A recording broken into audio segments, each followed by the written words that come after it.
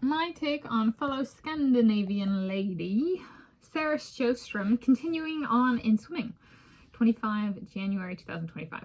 So today's Saturday, 25 January 2025. I am Tanis Leonhardi, she, her, hers of Seattle. I am Tanis Coralee Leonhardi, she, her, hers of Seattle.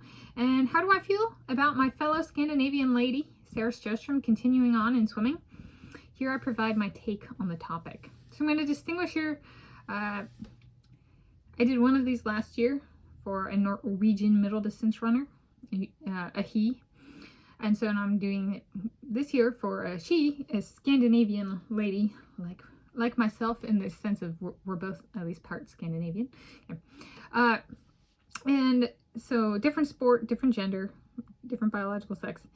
And this is a little bit, I'm going to treat it a little different. So that one was focused on competition, like competing and running.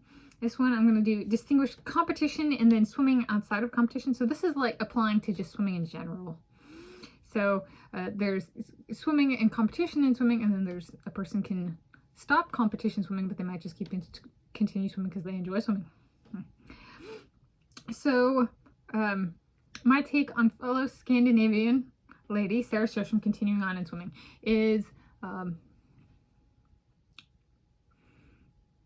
I've been, last year, 2024, kind of started talking about pursuing a PhD in physics in Italy, and she's one of the people I named as like, it'd be very cool for me to be her mentor for like, I'm doing a PhD, she's doing an undergraduate degree, I'd be her mentor / advisor, and she'd be my mentee. So I'm conflicted, actually, to be entirely honest. So if that happens, is she going to move to Italy? Then the concern becomes, is she going to continue competing in swimming as well as being my mentee? Is she going to go all in on being the mentee and in researching and that kind of stuff? So being a mentee is in the research position, so to speak. So then would she go all in on the research and academics kind of thing, or would she do swimming as well as the research and degree, or would she do swimming competition, research and degree? I think I'm possessive. So if I go for my PhD in physics Italy, I want to be her mentor / advisor if she goes for an undergraduate degree at the same time.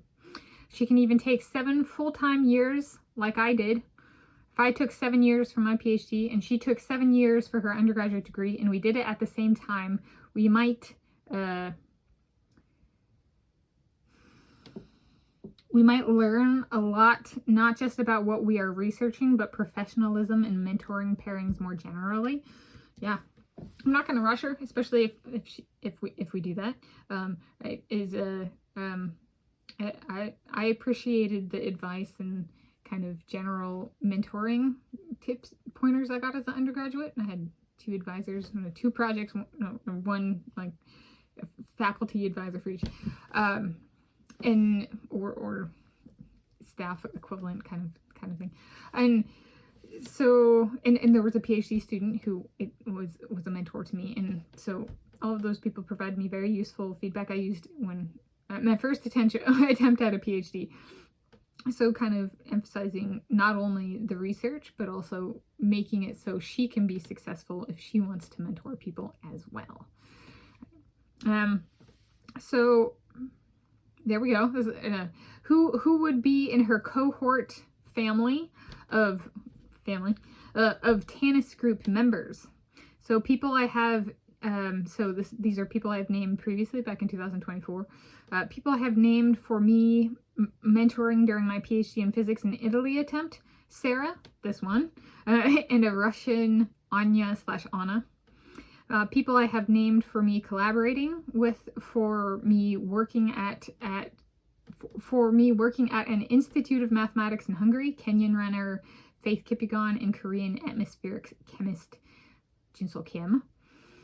And then people I have named for me to be PhD advisor to. They may be my PhD student no matter if university, institute, or museum, etc. So the American comedian Hart, Kevin Hart, American comedian Kevin Hart, and Scottish runner Josh Kerr.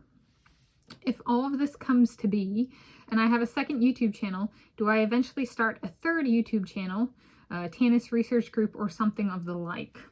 Which does get into the Sarah Sjöström, right? Am I gonna have group meetings where we talk about stuff, and is it gonna be like thinking about her continuing on in swimming, and if she does she do her undergraduate degree in kinesthesiology, and the research we end up doing together is like physiology, or does she want to do geology, or does she want to do physics? Like there can be I'm open to divergence from degree and research area, but find a project that fits, and the like kind of the tone that we want to reach, but also then like the longevity and scope, kind of, and trying to not take on too much. So then if she does that, right, then there's actually the if we were to do work in research in physiology, right, then if I have a third channel for my research group, my Tanis research group, my name is Tanis, then there's actually the chance for she could quit swimming, she could quit competition swimming, she could like, you know, do something else if she wanted to stay active, right? But she could still propagate her own legacy as a swimmer by her research with me in physiology. Oh, so there's this is a really long way of going. If she chose a path with me, she has a chance to branch out into an entirely, potentially different avenue, including pushing for her. You know, at least one publication with her is first author. Yeah, that's my goal. She's saying yes. Yes. All right. No matter the project. So it's like there's a chance, right? And then she could, that not only would be her, right, researching and contributing to swimming in that way if she wanted to, but also then it expands it to she's collaborative in understanding and communicating with me, Tanis. So if she wants Tanis as part of her swimming career and not just me as her biographer or me as her advisor or me as her mentor, right? Bringing me in on the research, so to speak, even if I'm the one that comes out in on the project. That's part of being a second author, is assuming a subordinate role. Yes, I can do it. I've done it in the past. It is being like, but then I get to be included, right? So that'd be very cool from my perspective. Like, thank you, Sarah Sjöström, for including me and in making me part of your life story and your swimming life story. So there we go. And then kind of for all of those 6 people I named back now and back last year in 2024 as well, is being in my research group a form of job security. So if I'm alive, and if I'm no matter what, letters of recommendation are a thing, references. So in that sense, even if it's having a letter of recommendation that I've already written, ready to go, or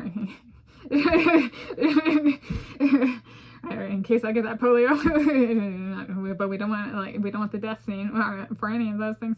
Okay, but point being, so there's one way of thinking that would be a reference, a character reference. There's also, if they want to be on any of this YouTube channel or any of my YouTube channels, 1, 2, or 3, right? There's that, if they want to be included. I would say, in its own way, yes, in terms of like pay, I don't think I'm at a position I can say that quite yet.